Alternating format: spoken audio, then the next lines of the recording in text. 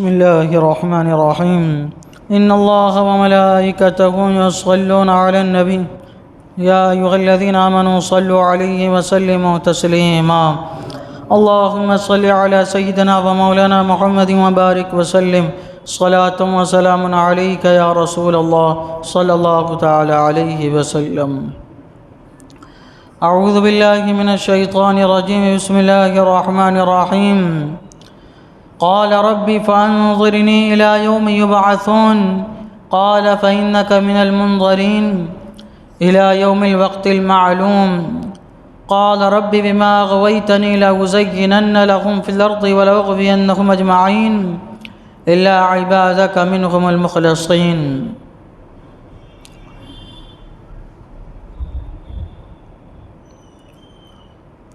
بولا اے میرے رب تو مجھے مہلت دے اس دن تک کہ وہ اٹھائے جائیں. فرمایا تو ان میں ہے جن کو اس معلوم وقت کے دن تک مہلت ہے. بولا اے میرے رب قسم اس کی کہ تو نے مجھے گمراہ کیا میں انہیں زمین میں بہلاوے دوں گا اور ضرور میں ان سب کو بے راہ کر دوں گا مگر جو ان میں تیرے چنے ہوئے بندے ہیں. جب اللہ تبارک و تعالیٰ نے شیطان کو راندہ بارگاہ کر دیا اور اسے فرمایا تو جنت سے نکل جا تو مردود ہو چکا ہے اور بے شک قیامت تک تجھ پر لعنت ہوتی رہے گی. بڑی ذلت و رسوائی کا سامنا ہوا. عاجز و انکساری کرتا اللہ تعالیٰ کی بارگاہ میں معافی مانگتا لیکن سرکشی میں اور بڑھ گیا. کہنے لگا اے میرے رب تو مجھے مہلت دے اس دن تک کہ وہ اٹھائے جائیں. مولا تعالیٰ تو نے مجھے جنت سے نکال دیا فرشتوں کی جماعت سے مجھے تو نے خارج کر دیا ہے مجھے راندہ بارگاہ کر دیا ہے. اب میں کبھی پلٹ کر راست پہ نہیں آ سکتا. تو نے مجھے اس انسان کی وجہ سے اس آدمی کی وجہ سے اپنی بارگاہ سے نکالا ہے. مولا تعالیٰ مجھے قیامت تک کے لیے تو زندہ رکھ تو مجھے مہلت دے دے قیامت تک کے لیے. تیری بارگاہ میں ایک عریضہ ہے کہ میں نے تیری عبادت کی ہے فرشتوں میں رہا ہوں میں نے خوب تجھے راضی کرنے کی کوشش کی ہے لیکن اب میں راندہ بارگاہ ہو گیا ہوں تو میرے ایک درخواست ہے قیامت تک کے لیے تو مجھے زندہ رکھ. وہ کہنے لگا قیامت تک کے لیے تو مجھے مہلت دے دے. اللہ تبارک و تعالی نے فرمایا تو ان میں ہے جن کو اس معلوم وقت کے دن تک کی مہلت ہے. یعنی تجھے قیامت تک کے لیے مہلت نہیں ہے بلکہ قیامت کے لیے جب سور پھونکا جائے گا حضرت اسرافیل علیہ السلام جب سور پھونکیں گے اس وقت تک کے لیے تجھے مہلت دی جاتی ہے. دنیا میں 4 لوگ ایسے ہیں جن کو قیامت تک کے لیے مہلت دی گئی ہے یعنی قیامت تک کے لیے وہ زندہ ہیں. ان میں سے ایک جو ہے پہلے فرشتے ہیں. فرشتے جب ایک مرتبہ پیدا ہو جاتے ہیں دنیا میں آ جاتے ہیں معرض وجود میں آتے ہیں مرتے نہیں ہیں. اب ان کو مرنا نہیں ہے قیامت تک کے لیے ان کو مرنا نہیں ہے. دوسرے حضرت خضر علیہ السلام جو پیدا ہوئے اور اب ان کے لیے موت نہیں ہے وفات نہیں ہے قیامت تک کے لیے سور پھونکے جانے تک کے لیے اب ان کو بھی مرنا نہیں ہے. اور تیسرا ہے یہ ابلیس اس کو بھی مہلت دے دی گئی ہے قیامت تک کے لیے سور پھونکنے تک. اور اس کی جو اولاد ہے ابلیس کی جو اولاد ہے اس کی خصوصی اولاد یہ بھی ذہن نشین ہے کہ ابلیس مذکر مؤنث دونوں ہیں یہ نر مادہ دونوں کی صفتیں اس کے اندر پائی جاتی لیکن اس کی جو ذریت ہے اس کی جو اولاد ہے نسل جو ہے نا وہ صرف مذکر ہے مؤنث نہیں ہے. اب تو یہ پھر جب ہمیشہ زندہ رہیں گے تو کھانے پینے کا انتظام کیسا ہے. تو جس طرح فرشتے کچھ نہیں کھاتے پیتے ہیں جب ان کو مہلت دے دی گئی ابلیس کو اس کی اولاد کو ان کے لیے بھی کھانا پینا کچھ نہیں ہے کھانے پینے کی ان کو حاجت نہیں پڑتی ہے یا ایسے ہی رہتے ہیں. اور جب یہ اتنے لمبے عرصے تک رہیں گے، اب حضرت خضر علیہ الصلاۃ والسلام بھی ہے، وہ بھی تو قیامت تک رہیں گے، تو جیسے جیسے دن گزرتے جاتی، عمر بڑھتے جاتی ہے، اب ان کی عمر نہ جانے کتنی ہو گئی ہو، کتنے ہزاروں سال ان کی عمر ہو گئی ہوگی۔ کب کے ہیں حضرت خضر علیہ الصلاۃ والسلام؟ حضرت موسیٰ علیہ الصلاۃ والسلام کے زمانے میں حضرت موسیٰ علیہ الصلاۃ والسلام نے ان سے ملاقات کی تھی، حضرت خضر علیہ الصلاۃ والسلام سے۔ قرآن میں پورا واقعہ ذکر ہے، سورہ کہف میں کیسے کیسے ملاقات ہوئی تھی، کیا کیا واقعہ ہوا تھا۔ جب تفسیر میں آئے گا تو انشاءاللہ بہت مزہ آئے گا اس کو سننے میں۔ تو اتنے پرانے ہیں تو یہ بوڑھے نہیں ہوتے۔ دیکھیے 120 سال کی عمر تک جب یہ پہنچتے ہیں تو اللہ تبارک و تعالیٰ پھر ان کو جوان کر کے 30 سال کا بنا دیتا ہے۔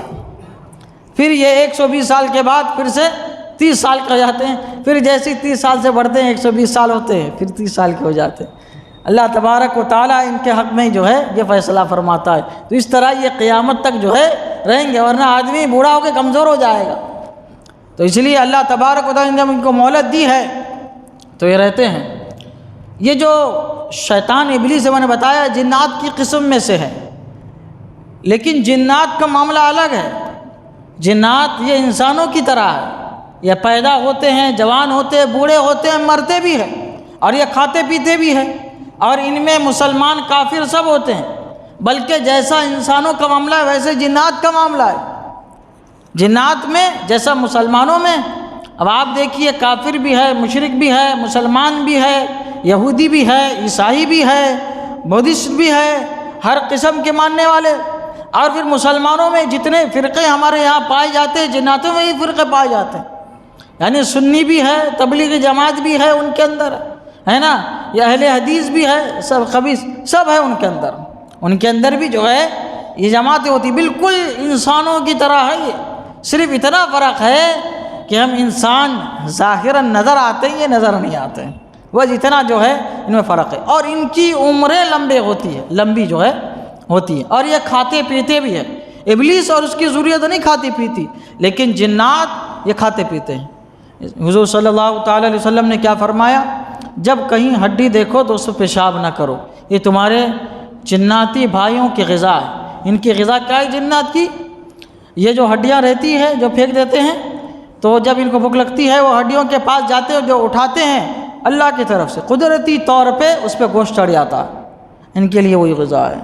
ان کی غذا جو ہے وہی ہے، وہی کھاتے ہیں۔ حضور صلی اللہ تعالیٰ علیہ وسلم نے اس لیے منع فرمایا ہڈی پہ جو ہے یہ پیشاب نہیں کرنا ہے۔ الغرض یہ کہ اللہ تعالیٰ نے فرمایا اسے معلوم وقت کے دن تک جو ہے مہلت دیجی گئی۔ اب اس کے لیے اللہ تعالیٰ نے بڑا کرم فرمایا، فضل فرمایا، احسان فرمایا کہ اس کو قیامت کے دن تک کے لیے مہلت دے دی۔ اب تو شکر بجا لاتا، اب تو کچھ تعریفی جملے کہتا، لیکن کیا کہنے لگا؟ مردود کہنے لگا اے میرے رب، قسم ہے اس کی تو نے مجھے گمراہ کیا، میں انہیں زمین میں بہلاوے دوں گا اور ضرور میں ان سب کو بے راہ کر دوں گا۔ میں قسم کھاتا ہوں کہ ان کی وجہ سے میں جنت سے نکالا گیا، میری بارگاہ سے راندہ ہو گیا، اور میں قیامت تک ان کو بہکاتے رہوں گا، ان کو میں جو ہے راہ راستے سے ہٹاتے رہوں گا، بیٹھے رہوں گا راستے میں، اگرچہ میرا وار کام کرے یا نہ کرے لیکن میں بہکاتے رہوں گا ان کو۔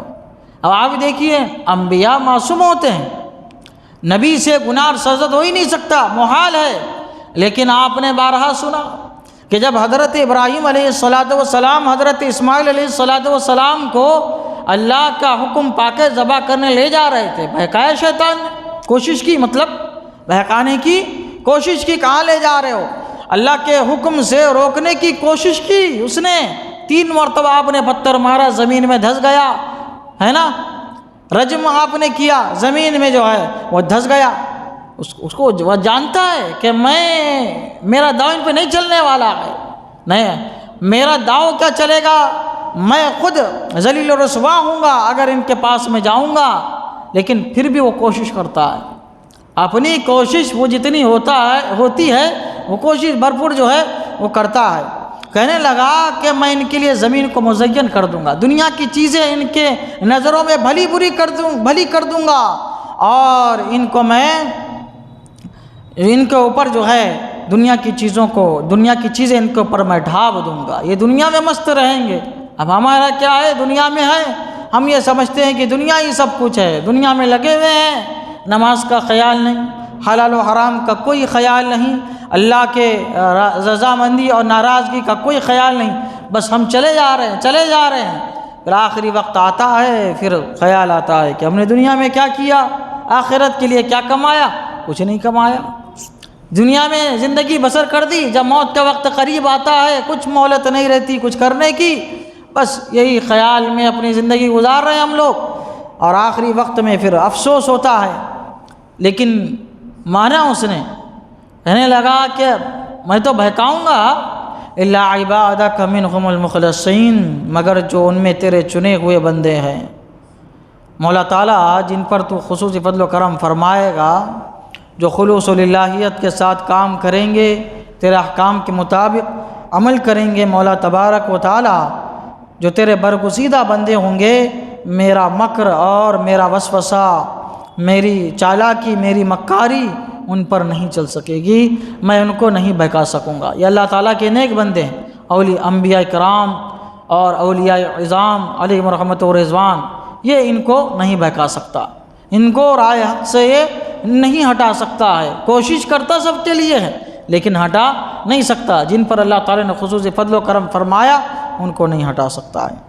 اللہ تعالیٰ کی بارگاہ میں دعا ہے مولا تعالیٰ قرآن شریف سیکھنے سمجھنے اور اس کے مطابق ہم سب کو اپنی زندگی گزارنے کی توفیق عطا فرمائے، ہمیشہ ایمان پر قائم و دائم رکھے، اعمال صالحہ کرتے رہنے کی توفیق عطا فرمائے، شیطان کے ہر مکر و فریب سے ہم اس کو محفوظ و معمور فرمائے۔ اشہد ان لا الہ الا اللہ واشہد ان محمدا عبدہ ورسولہ، وصلی اللہ تعالی علی سیدنا محمد وعلی آلہ وصحبہ اجمعین برحمتک یا ارحم۔